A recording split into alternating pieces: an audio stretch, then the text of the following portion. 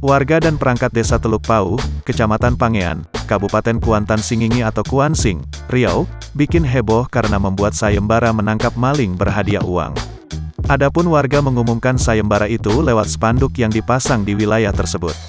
Tampak tulisan dalam spanduk itu, siapapun yang bisa menangkap maling mendapat hadiah hingga jutaan rupiah. Sayembara itu dibuat lantaran maraknya aksi pencurian di wilayah tersebut. Belakangan, spanduk itu dicopot oleh warga dan perangkat desa. Menanggapi spanduk yang viral ini, Kapolres Kuansing AKBP Rendra Oktadinata mengaku telah mengecek pemasangan spanduk tersebut. Rendra menegaskan, sebelumnya ada beberapa kejadian pencurian, tetapi tidak dilaporkan warga ke polisi. Oleh karena itu, pihaknya meminta kepada korban agar melaporkan kejadian pencurian tersebut. Diketahui, warga desa Teluk Pauh, Kecamatan Pangean, Kabupaten Kuantan Singingi atau Kuansing, Riau, sudah resah dengan ulah pelaku pencurian. Sebab selama ini sudah sering terjadi pencurian. Perangkat desa bersama warga setempat akhirnya membuat sayembara dengan memasang spanduk di permukiman. Dalam spanduk itu disebutkan bahwa bagi yang menangkap maling akan mendapatkan hadiah uang.